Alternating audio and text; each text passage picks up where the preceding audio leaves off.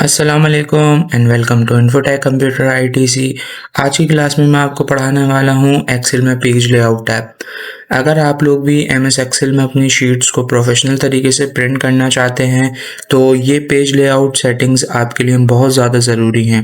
इस page layout tab के अंदर हम बहुत सारी चीज़ें पढ़ेंगे जैसे कि margins, orientation, sizes, print area, backgrounds और स्केल टू फिट और भी बहुत सारी चीज़ें हम इसमें स्टेप बाय स्टेप कवर करने वाले हैं। तो ये क्लास बहुत ज़्यादा इम्पोर्टेंट होने वाली है क्योंकि इस क्लास के अंदर हम जितनी भी चीज़ें पढ़ेंगे वो सारी लिंक करती हैं आपकी शीट को प्रिंट करवाने से। तो ये बहुत ज़्यादा इम्पोर्टेंट क्लास होने वाली है। थोड़ी सी लंबी होगी क्योंकि हम इसमें बहुत सारी चीज़ें पढ़ेंगे, पेज लेआउट टैब के सारे ग्रुप, सारे ऑप्शंस वगैरह देखेंगे, तो इसलिए ये थोड़ी लंबी हो सकती है। तो आपको पूरी देखनी है ताकि आप इसको अच्छी तरह से समझ के अपनी डेली लाइफ में यूज़ कर सकें या इसको प्रोफेशनली यूज़ कर सकें। तो चलिए स्टार्ट करते हैं। पहले मैं आपको बता देता हूँ कि ये रही हमारे पास पेज लेआउट टैब। इसके अंदर थीम्स ग्रुप दिया हुआ है, इसके अंदर पेज सेटअप ग्रुप दिया हुआ है, इसके अंदर स्केल टू फिट ग्रुप दिया हुआ है, शीट ऑप्शंस का ग्रुप दिया हुआ है और लास्ट में अरेंज का ग्रुप दिया हुआ है।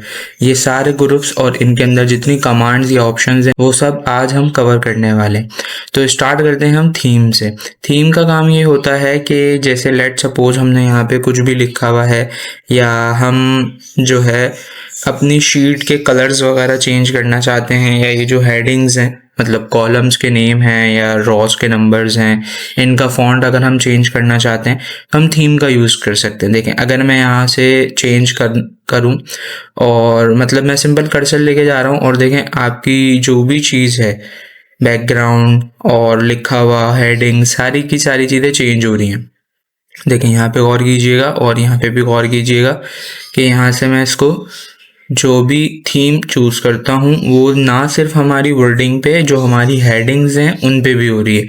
अब आप ये सोच रहे हो कि इस पे कलर वगैरह क्यों नहीं हो रहा, क्योंकि अभी एज सच हमने कोई कलर का काम किया हुआ ही नहीं है। आपको अगर याद हो तो हम इंसर्ट टैब पढ़कर आए थे और उसमें हमने पढ़े थे शेप्स। तो अगर मैं यहाँ से कोई शेप ड्रॉ कर लेता हूँ, अभी आ रहा है ब्लू कलर का जो कि डिफ़ॉल्ट आता है क्योंकि हमारी थीम जो डिफ़ॉल्ट हुई होती है वो हुई होती है ऑफिस। अब देखें, अगर मैं इसको चेंज करता हूँ तो आपको थीम के अकॉर्डिंग फॉन्ट तो चेंज होती हुई दिख रही थी, अब उसके अकॉर्डिंग आपको कलर्स भी चेंज होते हुए दिख रहे होंगे। थीम के अंदर आपको फॉन्ट साइजेस, फॉन्ट फैमिली और कलर्स देखने को मिल जाते हैं। अगर आप चाहते हैं कि मुझे जस्ट कलर्स करने हैं, मुझे फॉन्ट फैमिली चेंज नहीं करनी, तो आप क्या करें, थीम में नहीं जाएं, यहाँ से आके आप कलर चेंज कर लें। तो इससे क्या होगा, सिर्फ आपके ऑब्जेक्ट्स के कलर चेंज होंगे, थीम चेंज नहीं होगी, ना फॉन्ट चेंज होगी। अगर आप चाहते हैं कलर नहीं करना, फॉन्ट करनी है, तो आप यहाँ से फॉन्ट फैमिली चेंज कर सकते हैं। और ना सिर्फ लिखे हुए की जो आपने वर्किंग की है, आपकी पूरी ओवरऑल जो हेडिंग्स हैं, कॉलम्स हैं, रॉज हैं, उन सब के नेम्स भी आपको चेंज होते हुए नज़र आएंगे। ठीक है, इसके अलावा अगर मैं आपको यहाँ पे लिया हूँ, ये मैंने एक शीट बनाई हुई है, मार्कशीट। अगर आप ये बनाना चाहते हैं तो ये मैंने इस वीडियो में सिखाई हुई है, तो आप ये वीडियो देख के इसको क्रिएट करना सीख सकते हैं। अच्छा, तो अभी देखें इसका जो कलर्स वगैरह हुए हुए हैं वो हुए हैं ब्लू और डार्क ब्लू, लाइट ब्लू और डार्क ब्लू। मैंने कहा इसको चेंज करना है। वैसे तो आप ये होम टैब में यहाँ से शेडिंग वगैरह से या फॉर्मेट टेबल से कर सकते हो, इसकी पे भी मैंने क्लास बनाई हुई है। ये मैं पूरी प्लेलिस्ट आपको दे रहा हूँ, डिस्क्रिप्शन में भी पूरी प्लेलिस्ट मिल जाएगी आपको। इसमें सीक्वेंस वाइज सारी क्लासेस मैंने रखी हुई हैं, आप ये देख सकते हैं। तो मैंने इसमें कर्सर रखा, फिर मैं गया कलर्स में और यहाँ से मैं जो भी कलर चूज करूँगा देखें ये उसके अकॉर्डिंग मेरी शीट को चेंज कर देगा। ठीक है, ये देखें लाइक दिस। या अगर मैं चाहता हूँ मुझे फॉन्ट फैमिली चेंज करनी है तो मैं फॉन्ट भी इसकी चेंज करवा सकता हूँ। और ना मैंने किसी चीज़ को सिलेक्ट किया है ना कुछ किया है, क्योंकि ये चीज़ें सब पे अप्लाई होती हैं। आप सिलेक्ट करो या ना करो, आपकी पूरी की पूरी शीट पे अप्लाई होगी। ये देखें, ठीक है। अच्छा, आगे बढ़ते हैं। नेक्स्ट ऑप्शन दिया हुआ है हमें मार्जिन का, जो कि पेज सेटअप ग्रुप में most important group in Excel, page layout tab के अंदर ये वाला पेज सेटअप। इसके अंदर सबसे पहले आपको दिया हुआ है मार्जिन्स। मार्जिन्स समझ लेते हैं, मार्जिन्स क्या होता है कि जब भी हम, मैं अगर आपको यहाँ से दिखाऊं, मैं इसको कर रहा हूँ पेज लेआउट टैब, ठीक है। और इसका मैंने व्यू कर लिया पेज लेआउट। इसमें क्या होगा, इसमें देखें आपको ये ऊपर एरिया देखने को मिल रहा होगा, और अगर मैं ऐसे ही इंटर करके नीचे आ जाऊं तो आपको लेफ्ट राइट पे ये देखें ब्लैंक एरिया देखने को मिल रहा होगा। और अगर मैं थोड़ा सा और नीचे की तरफ आ जाऊं तो आपको देखें ये वाला एरिया नज़र आ रहा होगा। इसे कहते हैं हेडर फुटर, और लेफ्ट राइट को कहते हैं लेफ्ट राइट। ये होते क्या हैं, ये बेसिकली नॉर्मली इन्हें कहते हैं हम गैप, स्पेस, लेकिन इसे हम एक्सेल की लैंग्वेज में पढ़ते हैं मार्जिन्स। तो हमारे पास 4 मार्जिन्स होते हैं, टॉप बॉटम लेफ्ट राइट, ठीक है। और अगर आप देखें तो हमारी जो मार्कशीट है वो अभी 2 पेज पे जा रही है, क्योंकि साइज उसका बड़ा है इसलिए। तो मैं चाहता हूँ कि मुझे इसको एक ही पेज पे सेट करना है। तो सबसे पहले मैं क्या करूँगा, मैं गया मार्जिन में और मैंने इसका कर दिया सबसे कम मार्जिन। सबसे कम मार्जिन जो होता है वो होता है नैरो, और अभी जो हुआ हुआ है वो हुआ हुआ है ये नॉर्मल। मैंने इसको कर दिया नैरो। देखें जैसे ही मैंने इसको नैरो किया तो यहाँ से ये एक कॉलम और आगे बढ़ गया, लेकिन फिर भी अभी ये इनफ नहीं है, हमें और कॉलम्स को इसमें ऐड करवाना है। तो मैं दोबारा गया मार्जिन में, मैंने कहा मुझे कस्टम मार्जिन्स की सेटिंग्स करनी है। कस्टम मार्जिन में आया और मैंने कहा लेफ्ट से जो है आप बिल्कुल 0 कर दो। इसको मैंने कर दिया रेस और 0 लिख दिया। राइट पे मैं आया, राइट पे मैंने कहा राइट पे भी आप बिल्कुल इसको करवा दो 0। ओके, देन देखें इससे एज सच कोई फर्क नहीं पड़ा। मैं करता हूँ कंट्रोल F2 आपको प्रिंट प्रीव्यू दिखाने के लिए। देखें टोटल तक ही आ रहा है, ठीक है। अब सीन ये है कि हमने मार्जिन्स तो कम कर ली है, लेकिन हमारी शीट फिर भी पूरी नहीं आ रही। वो इसलिए नहीं आ रही क्योंकि आपको इसकी ओरिएंटेशन चेंज करनी पड़ेगी।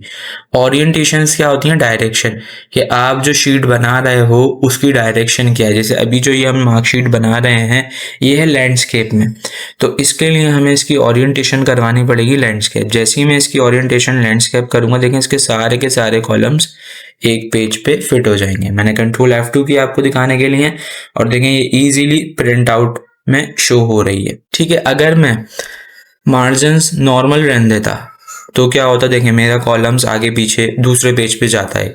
तो मैंने मार्जिन्स नैरो कर लिए ताकि मेरी पूरी की पूरी शीट अपने पेज पे आ जाए। देखें यहाँ से स्पेस कम हो गया, यहाँ से भी स्पेस कम हो गया, टॉप और बॉटम से ज़्यादा है। अगर मैं चाहता हूँ मुझे टॉप और बॉटम से भी कम करना है तो अगेन मैं कस्टम मार्जिन में जाऊंगा। टॉप से कितना रखना है, मैंने कहा टॉप से भी 0 कर दो, बॉटम से भी 0 कर दो। तो देखिएगा आप, ये देखें टॉप, और अगर मैं नीचे जाके आपको दिखाऊं तो ये देखें बॉटम वाला एरिया भी कम हो गया, ठीक है। ये होते हैं मार्जिन्स। ये वैसे तो हम यहाँ से भी कर सकते हैं, अदरवाइज जब आप प्रिंट आउट कर रहे होते हो कंट्रोल F2 करके या कंट्रोल P से, तो ये आपको यहाँ पे भी ऑप्शंस देखने को मिल जाते हैं। ये रहे, यहाँ से आप बता सकते हो, ठीक है। और ओरिएंटेशन आपको यहाँ मिल जाएगी। देखें पोर्ट्रेट कर लो, जैसे अगर पोर्ट्रेट पे आपकी चीज़ नहीं आ रही पूरी तो आप एट द टाइम, मतलब एक्सेल के अंदर जाके नहीं, प्रिंट आउट की सेटिंग्स में ही आप यहाँ से इसको लैंडस्केप कर सकते हो। अच्छा, एक चीज़ अगर मैं आपको और दिखाऊं, देखें यहाँ पे कॉर्नर पे एक ऑप्शन दिया हुआ था शो मार्जिन्स का। अगर मैं यहाँ पे इसको दिखाऊं आपको मार्जिन्स, तो ये देखें कितने कम हो गए। और अगर मैं नॉर्मल मार्जिन दिखाऊं, जो इसका नॉर्मल था वो कुछ ऐसा था, ये देखें, जिसमें हमारा एक कॉलम भी कट आउट हो रहा था, ठीक है। तो इसलिए हमने इसको नैरो कर लिया ताकि हमारी जो चीज़ है वो पूरी की पूरी हमारी शीट पे एज इट इज़ आ जाए और इसको हम इजीली प्रिंट कर लें, ठीक है। इसको मैं कर रहा हूँ नॉर्मल, यहाँ से इसका लेआउट मैं कर रहा हूँ नॉर्मल। नॉर्मल करने के बाद उम्मीद करता हूँ मार्जिन्स और ओरिएंटेशन आपकी समझ आ गया होगा। नेक्स्ट ऑप्शन आपको दिया हुआ है पेज साइज। जैसे अक्सर आपने देखा होगा कि जब हम प्रिंट आउट करवाने जाते हैं तो वो हमसे पूछता है कि यार कौन से पेज पे प्रिंट करना है, तो वो बेसिकली हमसे पेज का साइज पूछ रहा होता है। डिफ़ॉल्ट या जो स्टैंडर्ड पेज का साइज होता है वो होता है A4। अभी जो हमने किया हुआ है वो है लेटर, ठीक है। अगर मैं इसको A4 करता हूँ तो देखें यहाँ से गैप ज़्यादा आ जाएगा। ये देखें कैसे पता चला गैप कम हुआ है ज़्यादा हुआ, देखें एक आपके पास ये डैशेस में लाइन आ रही होगी, ये आपको रिप्रेजेंट कर रही है कि आपका प्रिंट एरिया कितना है। ये देखें बिल्कुल एक्चुअल ये यहाँ ख़त्म हो रहा है। अब अगर मैं इसका साइज़ कर लेता हूँ A4, तो ये देखें एक कॉलम का इसने मुझे मज़ीद स्पेस दे दिया। और मैं आपको प्रिंट आउट करके दिखाऊँ तो लाइक दिस आ गया गैप, ठीक है। अब अगर मैं इसके मार्जिन थोड़े से कम भी कर दूं, जैसे नॉर्मल कर देता हूँ तब भी ये सेट हो जाएगा। क्यों? क्योंकि मैंने पेज का साइज बड़ा कर लिया। ऐसे ही यहाँ पे बहुत सारे पेजेस के साइजेस दिए हुए होते हैं आपको। ये होता है B4, ये होता है सबसे बड़ा। जैसे आपने देखे होंगे ना, जर्नल्स जो होते हैं बड़े बड़े, जो रजिस्टर्स होते हैं, जिसमें अक्सर जो मैनुअल वर्किंग कर रहे होते हैं वो अपनी एंट्रीज वगैरह करते हैं, या आपने शॉप्स पे देखे होंगे जर्नल आइटम्स की, वहाँ पे कोई जो उधार उधार पे काम चल रहा होता है तो उसमें एंट्री हो रही होती है, तो ये है उसका साइज, सबसे बड़ा पेज होता है ये देखें। इसने हमें कितने सारे कॉलम्स एक्स्ट्रा दे दी।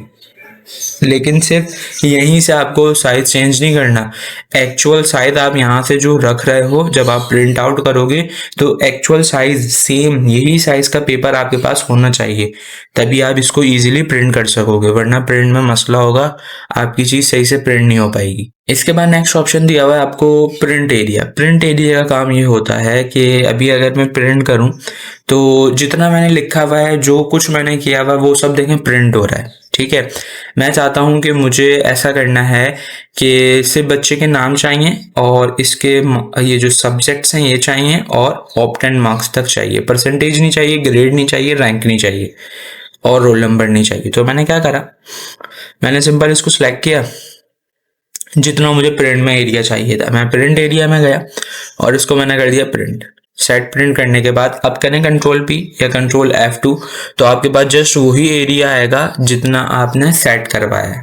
ठीक है, ये हम ऐसे भी कर सकते हैं। इसकी एक और एग्जांपल हम ऐसे भी ले सकते हैं, जैसे मेरे पास एक मार्कशीट बनी हुई है, इसको कर लेते हैं हम, लेट सपोज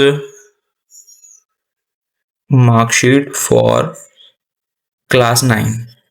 सही है, मैं चाहता हूं मुझे सेम एक और मार्कशीट बनानी है, जिसमें जाहिर सी बात है बच्चे तो चेंज होंगे और उसमें मुझे क्लास भी चेंज रखनी है। यहाँ पे मैंने कॉपी पेस्ट कर लिया इसे, और इसको मैंने नाम दे दिया फॉर क्लास 10 या मैट्रिक। अब मैं चाहता हूँ मुझे वो 9 वाली नहीं करनी, मुझे 10 वाली करनी है। अभी अगर मैं आपको नॉर्मली दिखाऊं तो देखें दोनों मार्कशीट्स प्रिंट में आ रही हैं। मैं चाहता हूँ सिर्फ 10 की आए, 9 की ना आए, या सिर्फ 9 की आए, 10 की ना आए। ठीक है, इसी तरीके से कोई भी आप शीट बनाई हुई है आपने और आप चाहते हो एक शीट ना आए दूसरी शीट आए, या एक शीट में से भी कुछ पार्ट आए कुछ पार्ट ना आए, तो जो पार्ट आप प्रिंट करवाना चाहते हो ना उसको आप सिलेक्ट करोगे, और सिलेक्ट करने के बाद प्रिंट एरिया में जाओ और सेट करवा दो। अब जैसे ही आप प्रिंट करोगे तो आपके पास जस्ट वो ही वाला पार्ट आएगा जो आपने सेट करवाया है प्रिंट एरिया के लिए। अब आप चाहते हो अगर इसको नॉर्मल करना है तो आप Ctrl+Z कर सकते हो, अदरवाइज आप इसी ऑप्शन में जाओ और यहाँ से क्लियर प्रिंट एरिया कर दो। अब आपके पास जितनी चीजें लिखी हुई हैं आपके पेज पे, आपकी शीट पे, वो सब प्रिंट हो जाएंगी।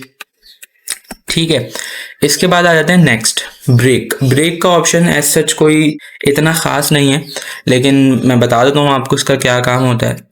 फॉर एग्जाम्पल मैं आया इस मार्कशीट पे और मैंने यहाँ पे कर्सर रखा अपना और ब्रेक में गया, इंसर्ट पेज ब्रेक कर दिया। अब देखें जहाँ पे मेरा कर्सर था वहां से इसने एक ये लाइन दिख रही होगी, एक ये लाइन दिख रही होगी आपको, इसने क्या कर दिया, मेरे पेज को 4 हिस्सों में कन्वर्ट कर दिया। ये है एक अलग हिस्सा, ये वाला पार्ट एक अलग हिस्सा बन गया, ये वाला पार्ट अलग हो गया, ये वाला पार्ट अलग हो गया, ये वाला पार्ट अलग हो गया। कैसे, मैं दिखाता हूँ। Ctrl+F2 किया मैंने अगेन, देखें ये आ रहा है पहला वाला पार्ट, ठीक है, ये आ रहा है इसका दूसरा वाला पार्ट, ये आ रहा है इसका तीसरा वाला पार्ट, और ये आ रहा है इसका चौथा वाला पार्ट।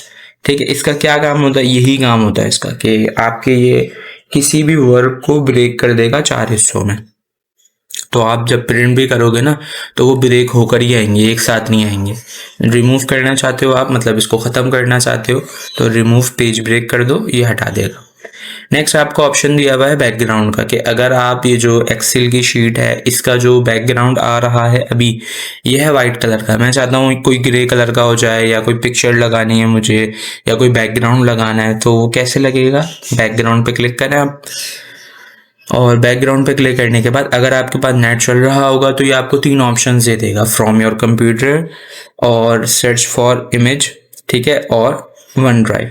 तो अगर आपके पास कंप्यूटर में पिक्चर पड़ी हुई है तो आप इसको करोगे ब्राउज, फर्स्ट ऑप्शन, और बस पिक्चर्स में स्क्रीनशॉट में ये है पिक्चर, ये लगा दो, इंसर्ट कर दें। तो लेट्स सी, ये देखें ये लग गई आपकी पिक्चर, लेकिन याद रखिएगा ये सिर्फ आपके वर्किंग तक है, मतलब जब तक आप इस पे काम कर रहे हो इस शीट पे, ये जब तक है, मतलब आप जो भी करोगे सब शो होगा आपको। अगर आप चाहते हो नज़र नहीं आ रहा तो आप उसका कलर वगैरह चेंज कर सकते हो अपना अकॉर्डिंग, वाइट कलर कर लो या कोई ऐसा कलर कर लो जिससे आपको वो चीज़ विजिबल हो जाए उसके ऊपर। ये देखें। लेकिन जैसे ही आप इसको प्रिंट करने के लिए जाते हो तो प्रिंट तो होगा, लेकिन जस्ट आपके एरिया का, मतलब जो आपने लिखा हुआ है जस्ट उसका प्रिंट होगा और किसी चीज़ का प्रिंट नहीं होगा। ठीक है, ये चीज़ याद रखिएगा। ये जस्ट ये जो हम पिक्चर लगा रहे हैं ये आपके जस्ट वर्किंग एरिया तक है, और अगर नहीं चाहिए तो आप दोबारा जाएं डिलीट बैकग्राउंड कर दें, डिलीट हो जाएगा। ठीक है, इसके बाद नेक्स्ट ऑप्शन दिया हुआ है आपको प्रिंट टाइटल्स।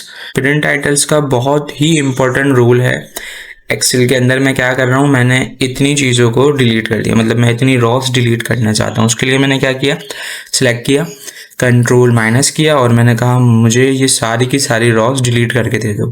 तो ये कुछ इस तरह से हमें वर्किंग करके दे देगा। मैंने कहा ये वाली रॉस भी डिलीट कर दो, कंट्रोल माइनस से मैंने डिलीट कर दी।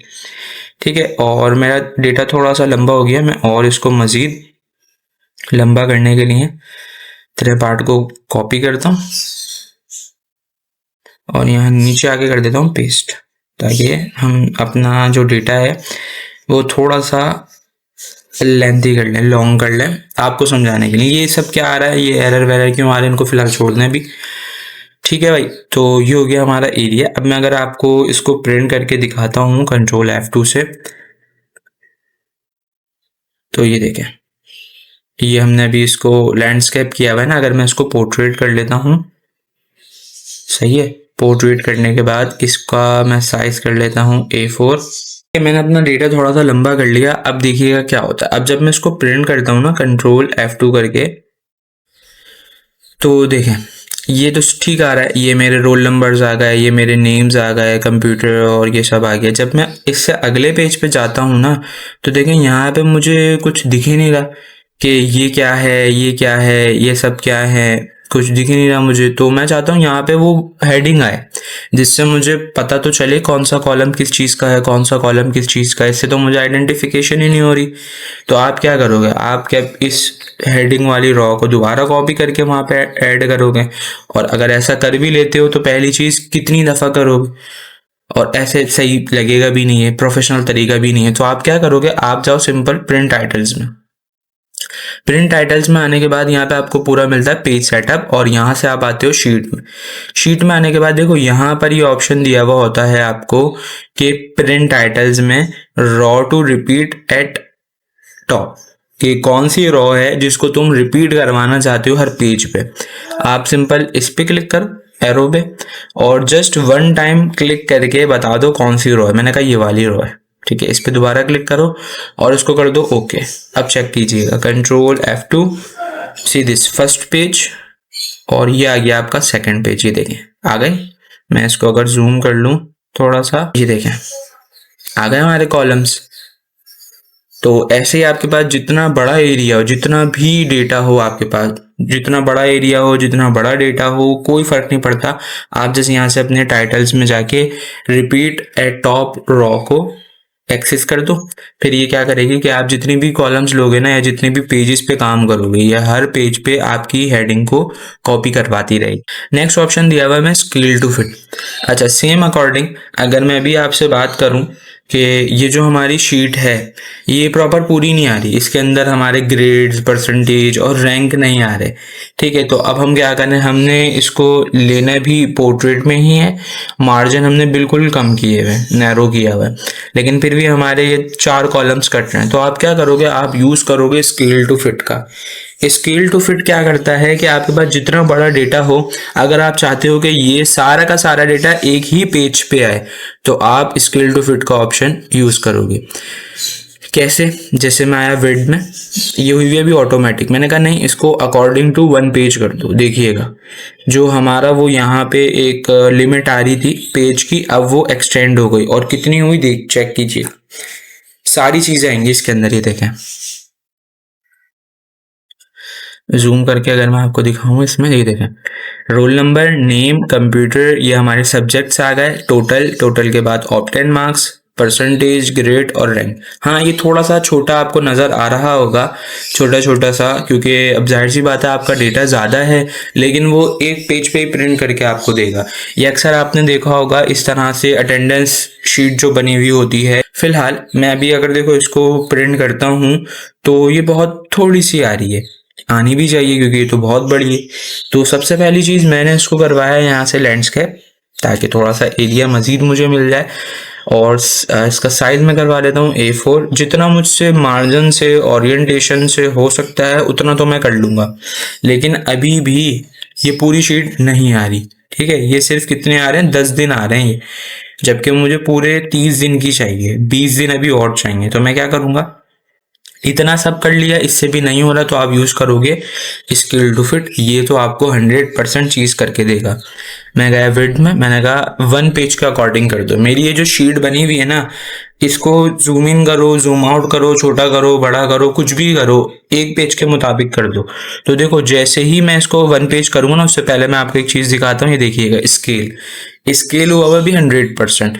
स्केल का मतलब ये होता है कि अगर आप जब इसको प्रिंट आउट करोगे तो जैसा आपने जो लिखा हुआ है, छोटा लिखा हुआ है छोटा आएगा, बड़ा लिखा हुआ है बड़ा आएगा। जो जहाँ पे जैसी चीज़ लिखी है वो वैसे ही आएगी 100% पे।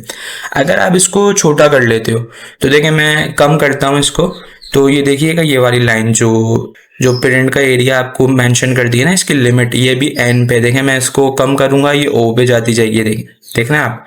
तो ये नहीं करना मुझे, इसमें बहुत लंबी होगी और मैं ये भी चेक नहीं कर पाऊंगा कि मेरी जूमिंग कितनी होनी चाहिए कि मेरी ये पूरी शीट हो। एक एक करके तो मैं कर सकता हूँ, बहुत ज्यादा टाइम लग जाएगा। तो आप इसको छोड़ दो, आप इसको जो 100% है वो रहने दो। डायरेक्ट आप जाओ विड्थ में, क्योंकि मुझे विड्थ पे काम करना है। उसकी हाइट तो ठीक है, विड्थ 1 पेज के मुताबिक कर दो। देखें कितना जूम कर दिया इसने, 43।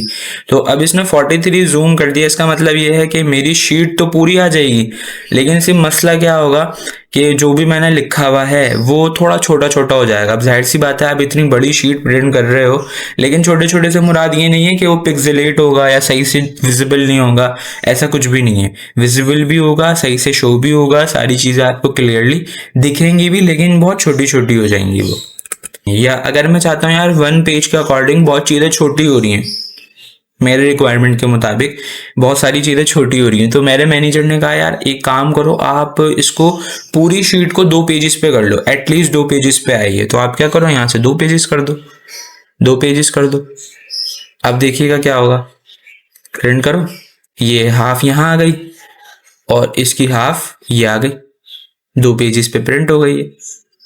ठीक है, तो आप इस तरह से चीज़ों को बिल्कुल सेट कर सकते हो। अगर तो आपकी शीट ज़्यादा बड़ी, जो कि अटेंडेंस शीट होती है या हम कोई इस तरह की शीट बनाते हैं, तो वो बड़ी आती है। और अगर आप अटेंडेंस शीट बनाना सीखना चाहते हैं तो देखें ये वीडियो है, इसमें मैंने एडवांस और सिंपल, ये सिंपल वाली वीडियो है जिसमें मैंने सिंपल अटेंडेंस शीट पढ़ाई थी, और ये वाली वीडियो जो है इसमें मैंने उस सिंपल शीट को एडवांस अटेंडेंस शीट में कन्वर्ट करना बताया था। दूसरी बात, अगर ये आप सारी क्लासेस देखना चाहते हैं तो ये प्लेलिस्ट मैं आपको मेंशन कर रहा हूँ, ये आपको डिस्क्रिप्शन में भी मिल जाएगी, यहाँ पर भी आ रही है, एक्सेल एक्सपर्ट के नाम से आप जाके देख सकते हैं। इसमें आपको सारी की सारी क्लासेस सीक्वेंस वाइज मिल जाएंगी, इससे पहले की जितनी भी हैं। Next option is sheet option. Sheet options में सबसे पहला ऑप्शन दिया हुआ आपको शीट राइट टू लेफ्ट। इसका काम ये होता है कि आपकी जो चीज़ें लेफ्ट पे आ रही है ना, वो ये राइट पे कर देगा, और जो राइट पे आ रही हैं वो लेफ्ट पे कर देगा। ये देखें, बस और कुछ इसका काम नहीं होता, ये इस तरह से वर्किंग करता है।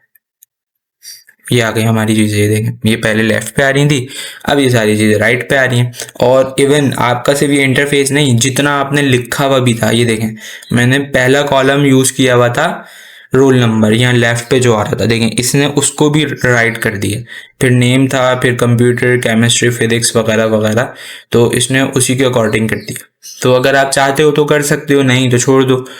और ये ऑप्शंस आपको लेटेस्ट वर्जन में मिलेगा, ये जो एक्सेल के ओल्ड वर्जन्स थे ना उसमें नहीं मिलेगा आपको।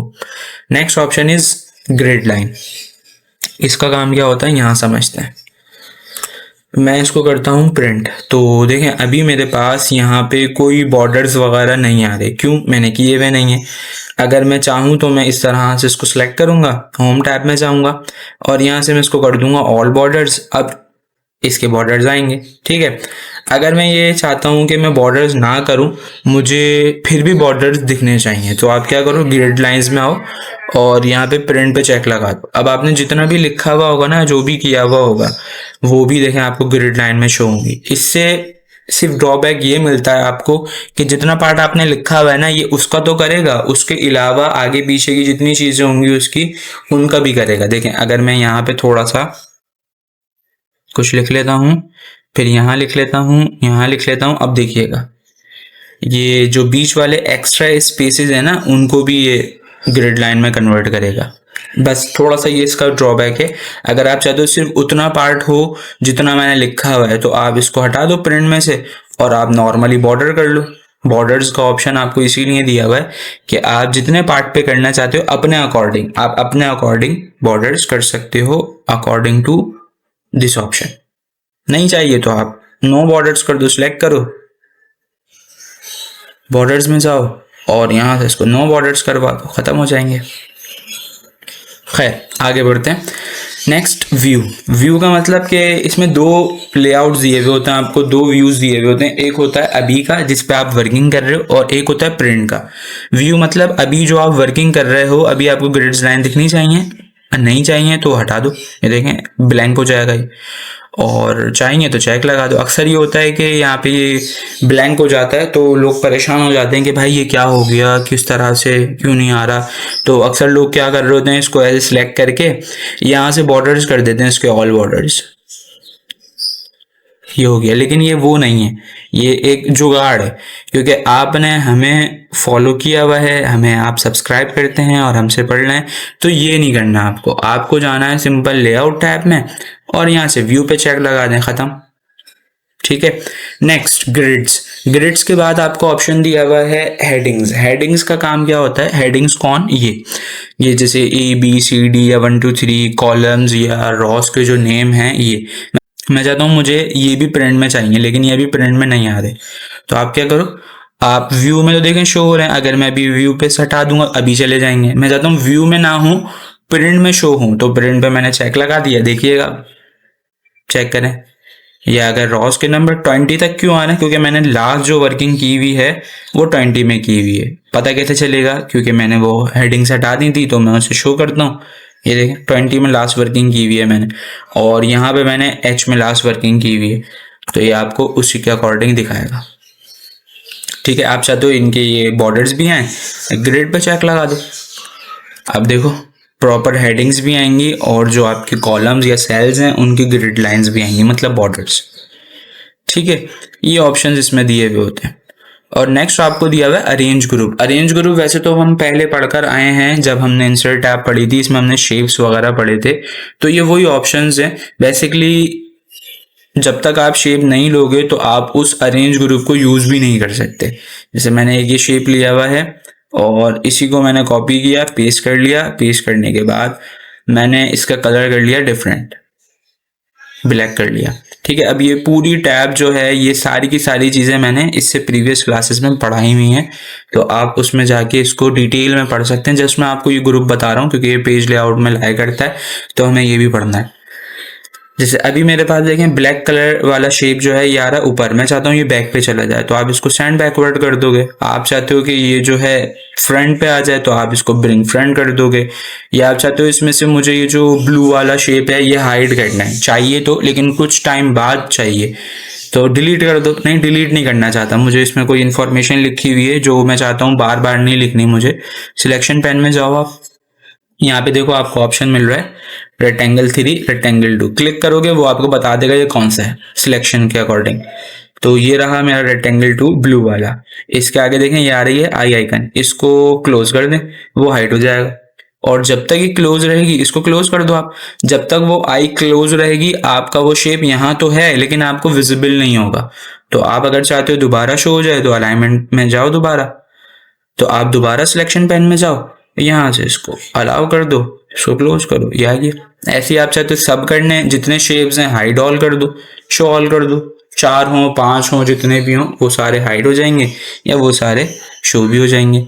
फिर आपको ऑप्शन दिया हुआ अलाइनमेंट्स, आप इसको अलाइन कर सकते हो अपने according, top bottom left right एक दूसरे के सेंटर पे हो या किस तरह से हो, टॉप पे हो मिडिल पे हो, ठीक है। या आप चाहते हो कि मुझे इन दोनों शेप्स को एक करना है तो आप दोनों को सिलेक्ट करो। कैसे, फर्स्ट को सिलेक्ट कर लो नॉर्मली क्लिक करके, सेकंड वाले पे कंट्रोल के साथ क्लिक करो तो दोनों सिलेक्ट हो जाएंगे। ग्रुप में जाओ और इसको ग्रुप कर दो। अब ये एक साथ मूव होंगे, ये रोटेट भी एक साथ होंगे, इनका साइज वगैरह अगर आप छोटा या बड़ा करोगे वो भी एक साथ होगा, या ये अगर आप डिलीट करते हो वो भी एक साथ होगा। अगर हम चाहते हैं नहीं इसको नॉर्मल कर दो जैसे थे, ब्लैक अलग हो जाए ब्लू अलग हो जाए, तो ग्रुप में जाओ अनग्रुप कर दो। अब देखें ये अलग हो गया ब्लैक और ये अलग हो गया, ठीक है। लास्ट ऑप्शन दिया हुआ है इसका रोटेट, जो हम यहाँ से कर सकते हैं या जिसकी शॉर्ट की होती है alter left and right arrow. Alter के साथ राइट एरो करोगे तो राइट साइड पे रोटेट होगा, अगर ऑल्टर के साथ लेफ्ट एरो करोगे तो वो लेफ्ट साइड की तरफ रोटेशन करेगा, ठीक है। वही काम आप यहाँ से कर सकते हो। यहाँ पे आपको फिक्स एंगल्स दिए हुए होते हैं, जैसे राइट साइड पे 90 डिग्री, लेफ्ट पे 90 degree, flip vertical, flip horizontal, या अगर और रोटेशन ऑप्शंस देखना चाहते हो आप तो मोर रोटेशंस ऑप्शन में आ जाओ। यहाँ पे आपको ये सारी चीज़ें मिल जाएंगी, कितने एंगल पे रोटेट हो वो आप यहाँ से बता दो और उसके अकॉर्डिंग वो रोटेट हो जाएगा, ठीक है भैया। हमारी पूरी लेआउट टैब हो गई है कंप्लीट। तो उम्मीद करता हूँ आज की वीडियो आपको अच्छी लगी होगी और आप एक्सेल की लेआउट टैब को अच्छी तरह से यूज़ करना समझ गए होंगे।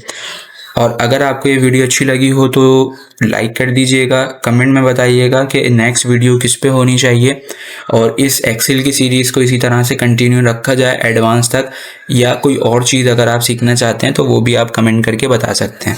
मिलते हैं किसी अगली वीडियो में नए टॉपिक के साथ, नई वीडियो के साथ, नई चीज़ों के साथ। जब तक के लिए अपना बहुत सारा ख्याल रखिएगा। अल्लाह हाफिज़।